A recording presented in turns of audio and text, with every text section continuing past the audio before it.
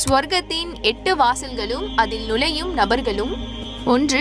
பாபஸ் சலாத், தொழுகையை சரியான முறையில் குறித்த நேரத்தில் நிறைவேற்றிய நபர்கள் நுழையும் வாசல். 2. பாபல் ஜிஹாத், யார் தன்னுடைய குடும்பம், மனைவி, மக்கள் என அனைவரையும் விட்டு அல்லாஹ்விற்காக போர் புரிந்த நபர்கள் செல்லும் வாசல். 3. பாபஸ் சதகா, அதிகமாக தான தர்மம் புரிந்த நபர்கள் செல்லும் வாசல். 4. பாபல் ரய்யான், நோன்பாளிகள் நுழையும் வாசல். 5. ஹஜ்ஜுடைய கடமையை நிறைவேற்றியவர்கள் நுழையும் வாசல்.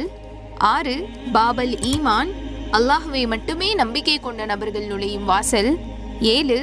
பாபல் திக்ர், அல்லாஹ்வை அனுதினமும் திக்ரு செய்து கொண்டவர்கள் நுழையும் வாசல். 8. பாபல் காலிமீன் அல் கைஸ் வல் ஆஃபினா அனின் நாஸ், அல்லாஹ்விற்காக கோபத்தை பொறுத்து கொண்டு பிறரின் தவறுகளை மன்னித்தவர்கள் நுழையும் வாசல்.